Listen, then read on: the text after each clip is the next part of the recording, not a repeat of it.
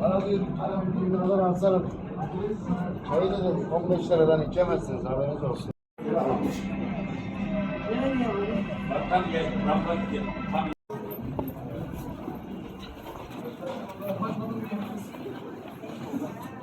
Ben sağdan sola.